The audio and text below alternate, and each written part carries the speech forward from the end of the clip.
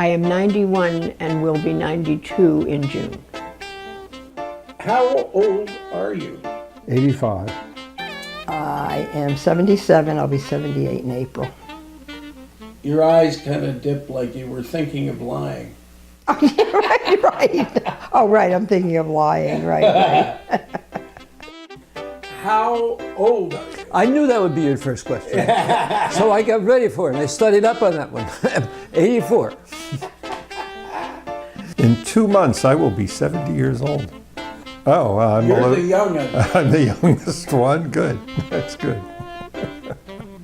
My chronological age is I just turned 75, just this month. Started out in Red Bank, New Jersey, and then we moved to Fairhaven, New Jersey. I loved living by the ocean and the Cape, and I loved boats. I grew up in Brooklyn, and then I moved to Pittsburgh, and then we moved to Grand Rapids, Michigan, and then we moved to Cleveland, Ohio, and then we moved to Elizabeth, New Jersey. Stop! Where Stop. I lived most of my life. In New Jersey, you went to a particular town? Yeah, where? East Orange. Mostly in Long Branch and Oceanport. Grew up in Glen Ridge, New Jersey, northern New Jersey. Extra, extra, read all about it. Extra, extra, read all about it. I saw an ad in the paper. Is this the place you need a joke teller? We need good jokes. Not only is my short-term memory bad, so is my short-term memory.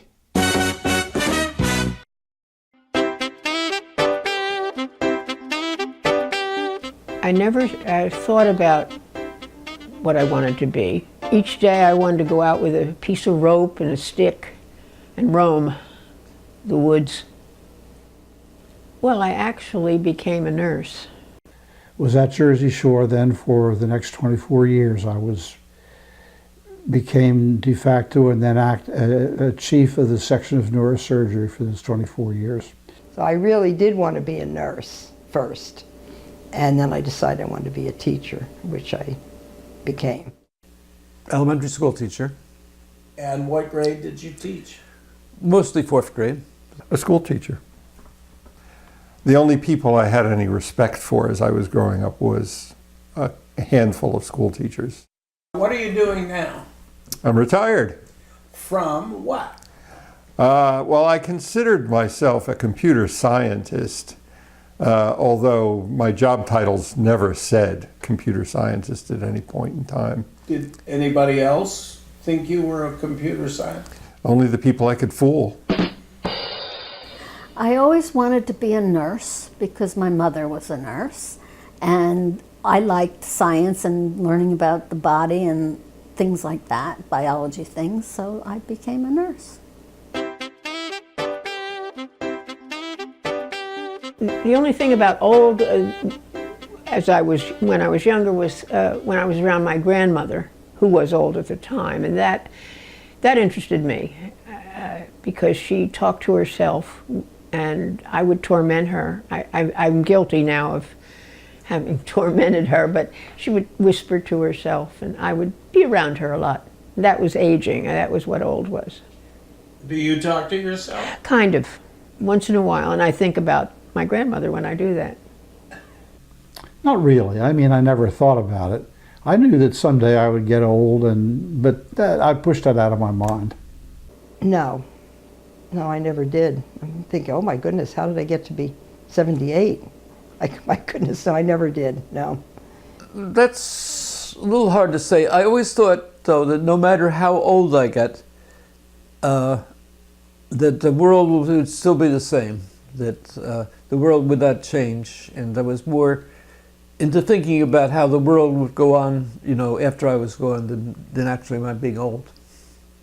No. When I was young, I didn't think I'd live to be 45. Old age is always 15 years older than you are.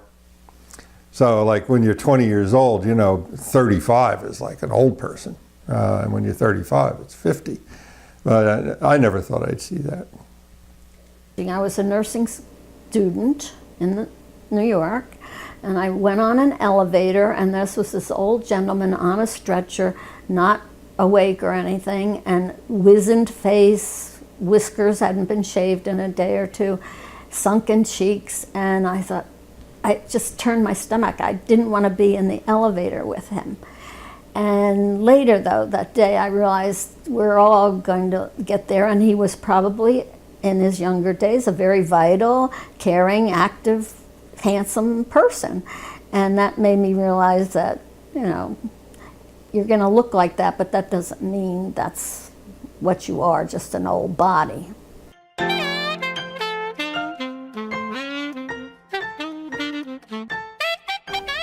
That I would have to feel sorry for my colleagues and friends who have limits, physical limits.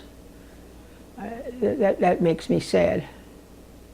I'm fortunate. I'm a very fortunate old person, health-wise. And I feel sad for my friends and who have many difficulties. Well, but you left out mental health. I think I'm stunning in the mental health department. My uncle used to be a great punster, but you lose it when you get older. About a month before he died, he had his back covered in lard. After that, he went downhill fast.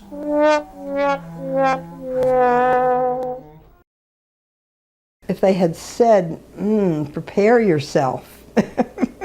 In what way? For a lot of aches and pains. And a lot of forgetful moments. You know, I wish I had taken better care of my teeth. I wish I had taken care of my back, you know, because things are going to fail no matter what you do. But somebody should tell kids, don't use your fist as a hammer, you know, things like that.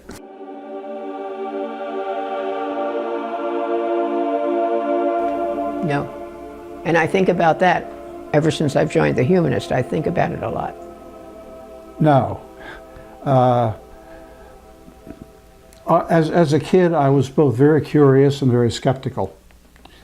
And I was very interested in magic tricks, mainly because I wanted to know how they were done. And never became more than an agnostic, except to say that by my late teens or my early 20s, I was a thoroughgoing atheist. Yes, I was. For how long? For my whole life, until I was about maybe in my late 50s. I was a Roman Catholic. I went to Catholic school for 12 years. My mother and father were very religious. We were the family that would say the rosary every night after dinner. We would kneel down in our living room and say the rosary. I went to daily mass. Daily mass? Daily mass before school. I'm still religious. I think it's the fundamentalists who are not religious. It's the humanists who are religious. I have religious feelings. Yes, I have religious feelings. Yeah. I feel blessed in many ways, and I'm, you know, so that's kind of a religious feeling, I guess. We went to First Communion and Confirmation all in the same year and became Catholics and went to Mass, but it never affected me that much. I was never into it, and in my late teens, early 20s, I realized I didn't believe in God.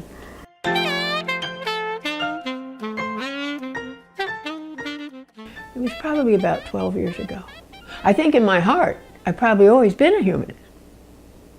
But the formality of it was when I found the group. Until, Ron, I heard about your group. And that's when I looked you up, and that's when I joined, and I learned what a humanist is supposed to be. And it just seemed so happened that most of their ideals coincided with what mine had always been. Atheism tells you what I don't believe in.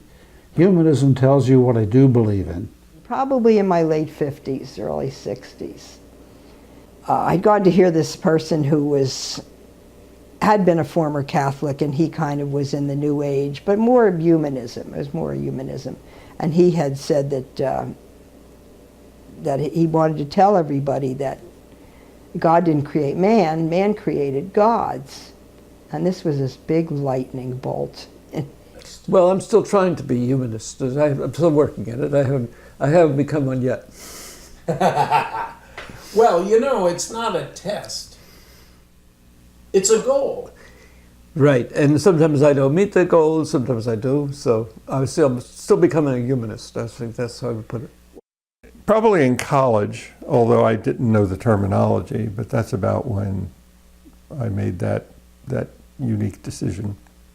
And I'll tell you what the point was. I was wearing a St. Christopher medal, and one of my friends saw it, and he said, "Ron, I didn't know you were superstitious." And that was like a switch got thrown. And I took that thing off and threw it away.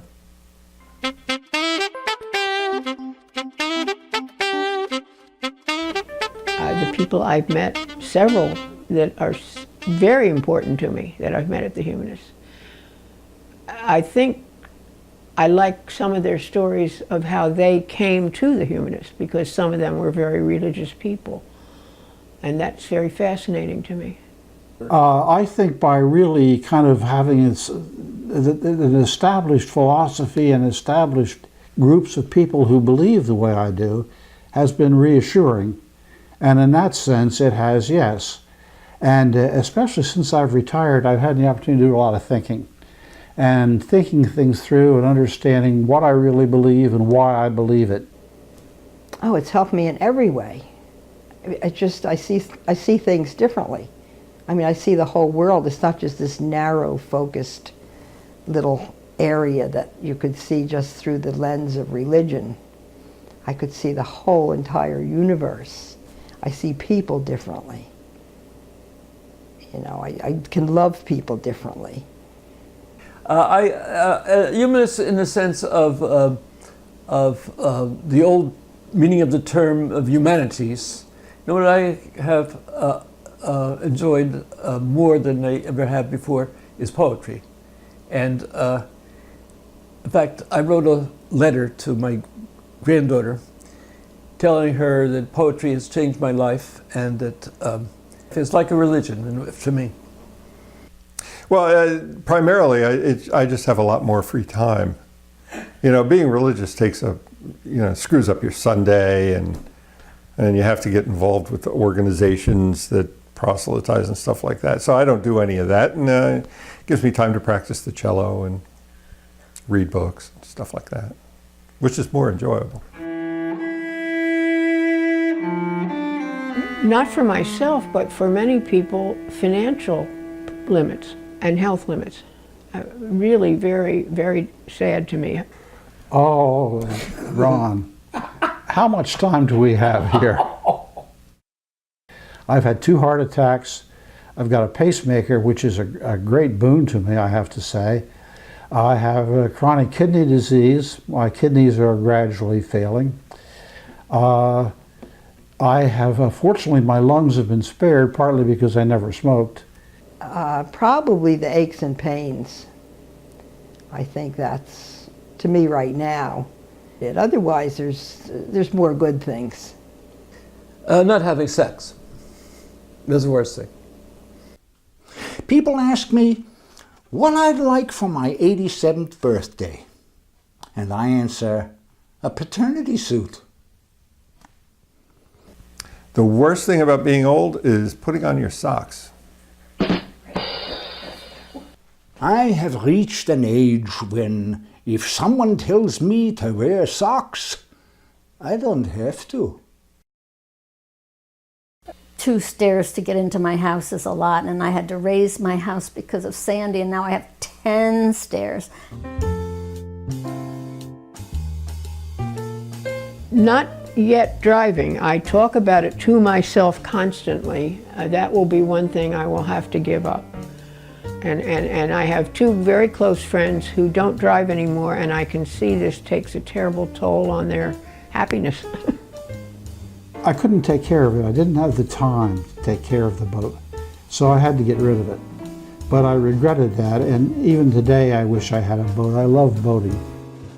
Probably a lot of physical activities. I used to Younger be much men. more physical. Younger men, yes, definitely younger men.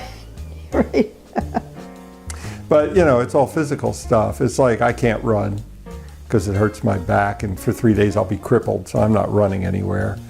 You know, I still have the strength to lift heavy things, but if I do, I'll suffer for a couple of days, and you know, and it's like, why did I lift up that bag of dog food, you know?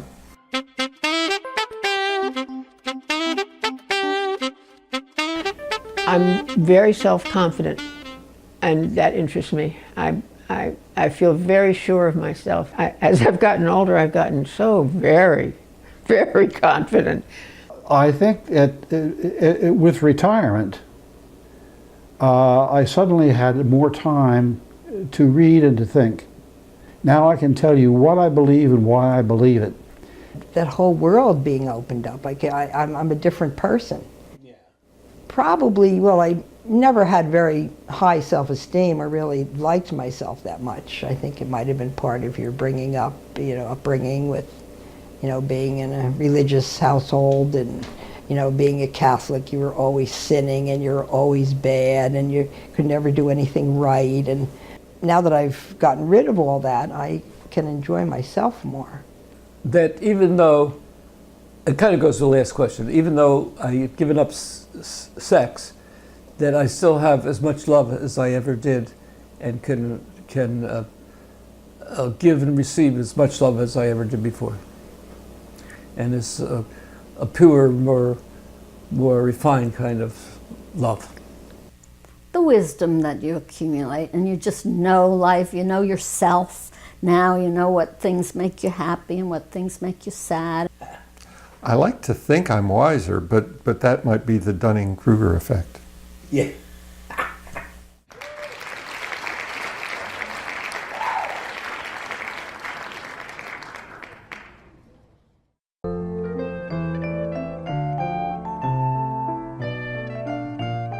No, I continue to hate housework. I've not learned to enjoy anything about homemaking, really. And yet I love the home I'm in. I walk around and look out of every window and think how happy I've been here for 68 years. I'm very content. One branch of math that I never received any formal training in is what is called number theory. But right now I'm just so fascinated by numbers and the hidden secrets that they pose, which are fascinating. My favorite thing now is reading. So I don't really want to have any hobbies because they would interfere with my reading. And there's just so much reading to do, and people keep giving me more books and more papers and more magazines. And I love learning and I love knowledge. And Well, I play Words with Friends a lot, and that's a very entertaining and It's a board game. it's Scrabble online. So that's another thing I like to try to schedule at least one meeting every week to go someplace or do something to keep active, not just stay in the house. Yeah, I started an art class. I found a school that's free for veterans, and I'm taking art lessons and putting in a lot of time on that, and that's really rewarding, and I'm learning to play the cello. I started that a year before I retired. I said to myself, retirement's coming, how am I going to keep my brain engaged? Because the job I had required that I learned a brand new technology, you know, like every 3 to 6 months. I'd have to learn a whole new technology. And I didn't want to become a couch potato. So, you know, what could I do to occupy my mind and, you know, force myself to think? And I picked the cello because it was in bass clef, which I never read. And it was a bowed instrument, which I never dealt with. And it was strictly classical. Maybe I could learn to play jazz on the cello, who knows? It ain't over yet. So that was a good decision. I play at least an hour every day.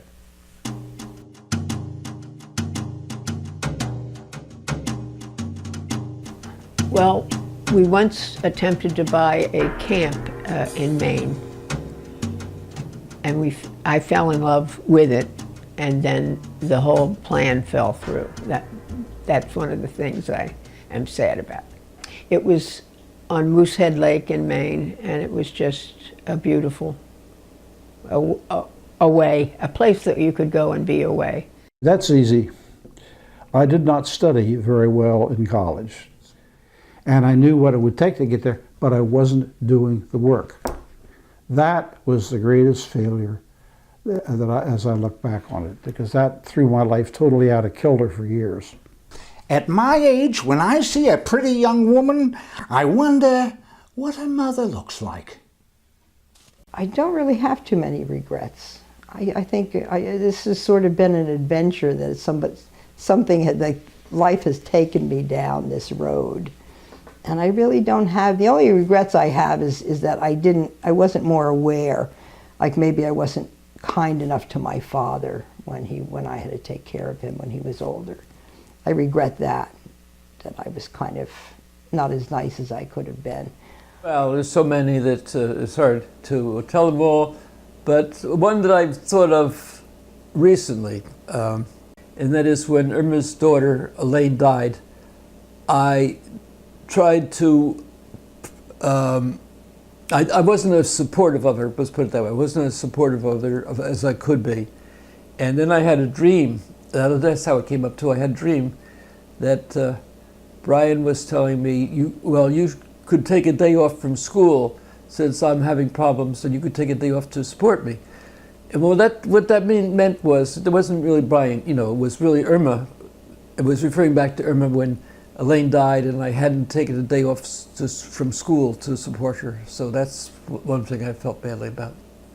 If I had it to do over again, I would have become either a doctor or a physicist, or I wouldn't have gone to a teacher's college. But it was out of my control. I mean, we were on welfare, and the only school I could get a full scholarship to was a teacher's college. I should have gone to college. If I had it to do over again, instead of going to nursing school, I should have gone to college and gotten a wider education. And I might have met somebody else to marry, as opposed to the person I married was the wrong person.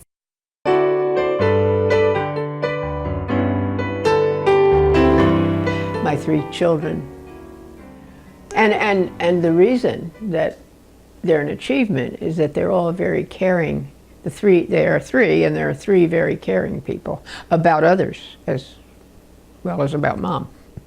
I guess in a simple phrase, getting to be the neurosurgeon I always wanted to be. But that was probably my feeling of my greatest accomplishment, is I ended up being able to do what I wanted to do. I'd have to say my family, my children and my grandchildren. I know, I see them and they are just the most wonderful, decent human beings. I can never have a bad day when I know they're in my life. Well, my biggest achievement might be that I had a very happy old age. That might be my biggest achievement. So, who knows? But what is somebody said, call no man happy while he's still alive. Yeah. Yeah.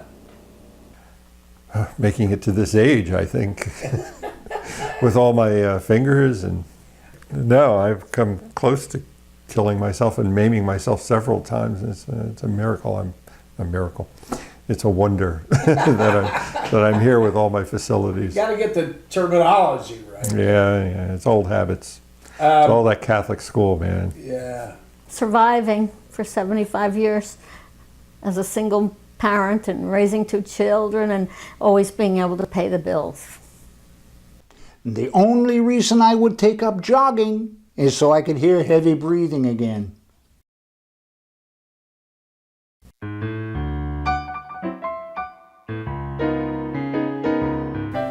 Well, I'm excited to see my only grandson. I have 3 grandgirls, but I have 1 grandson, and he's going to enter college this coming year, and that's very exciting to me. Well, I like to travel, and we do that now. I've been to Europe any number of times. We went to Rome, Florence, and Venice. We both love Venice, and we would both go back there. I don't have a bucket list because everything I ever wanted or everything I ever wanted to do, I've done or could do in my head. I travel in my head. I read National Geographics. I read all the time. Because that's when I can sit on my couch in Lakewood and I can travel the whole universe. I'd like to go to a observatory, not just a planetarium, but an observatory where they look through the telescopes and like that. So I've never been there, to a place like that. I can't walk the Appalachian Trail because I couldn't carry enough pills to get me from one end to the other. You know what I'm saying? So, well, I want to learn to play the cello. I mean, you know, it takes 10 years to get good at something. So I've been in it for 3 years now. I got 7 years to go. Will I live that long? And when I get there, will I be able to play the cello? And, you know, that would be nice if I could play all the Bach cello suites the day before I die. So galloping on a horse is one on my bucket list that I'll probably never do, but it's still there. I would love to go into space and be weightless and just float around. I would just love that feeling. Look, I've been in love with the same woman for 49 years. If my wife ever finds out, she'll kill me.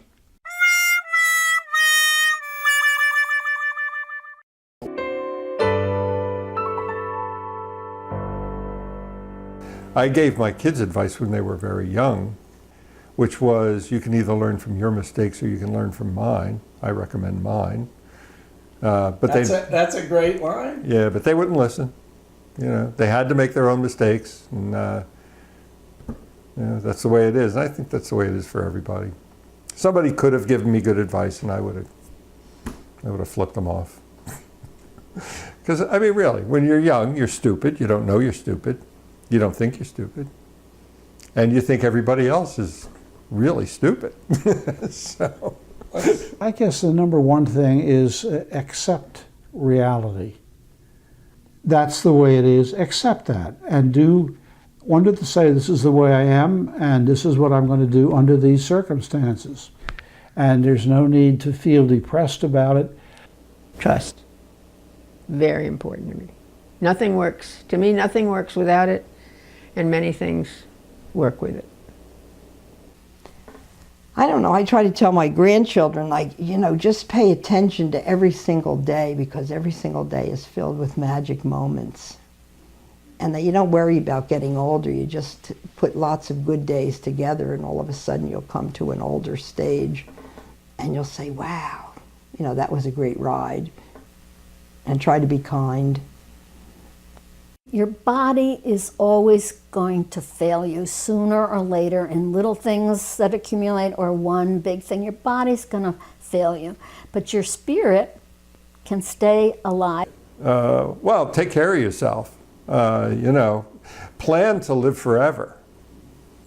I'm not going to live forever, but my kids might, you know, because if they can live long enough for medical science to get to the right point where it extends their lives 20 or 30 or 40 years, then when they get there, medical science will have progressed to the point where it might extend their life 100 years. And when they get there, you might be able to live forever, right? So right now, it's take care of yourself like you're going to live forever, because you might.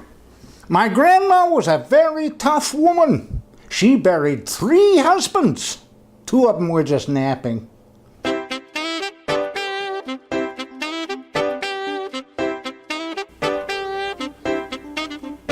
No.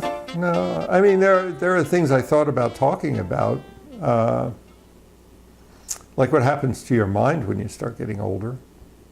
Because you know the way you think about things. Life is episodic, right? When you're young, you see the world as a young person sees the world, and totally natural. And then you get older and older, and finally your brain is formed when you're about 23 or 24, and then you get married. You know, somewhere in that period. Wait a minute. Is there a bad connection there? No. The way you said that. It's just timing. It's just, you know, you get into another episode, and that episode is now you're married.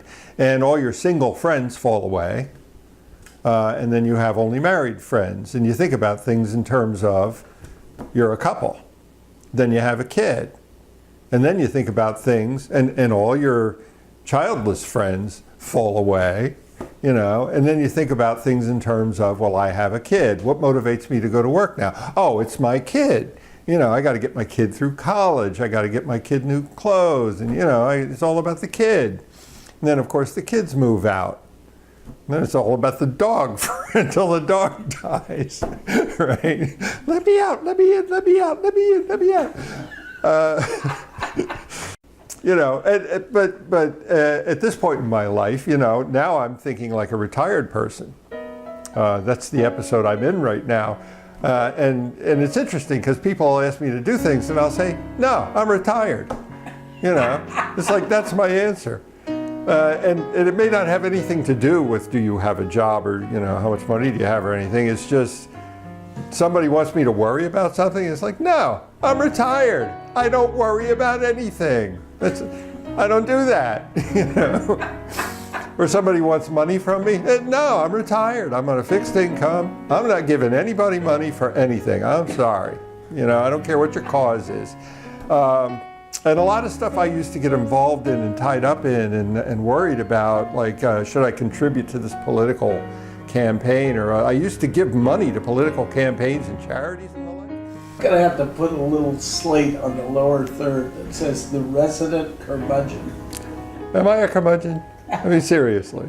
Am I cantankerous? Yeah, but you're working up. Am I Popeye's Pappy? Yeah, but you're working up your stand-up act. You know, you're working out the material here. Is that what this is? Oh, okay. Should you have sex at 80? Yeah, but it's better if you pull off to the side of the road.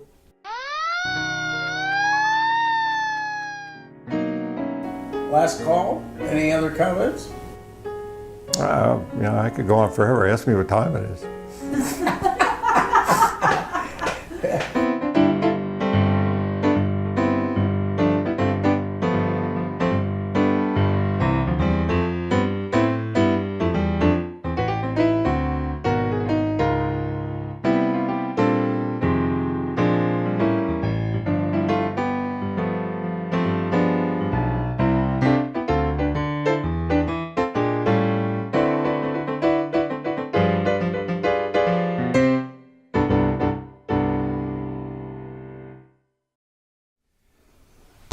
Try it, fiddle with it, see what you think. Okay. I don't want to direct that. You do it Okay. and see what you That seemed muddy to me, so. Yeah, All right. yeah. So you can play with it. All right. So- Look, I got one more, but it's a little bit blue. How blue is it? Oh, it's just. Oh, all right. What? Look, my wife and I, we still do it. I like it when she's on top. So my reading glasses stay on. I'm going to put in a siren or something. Good. All right.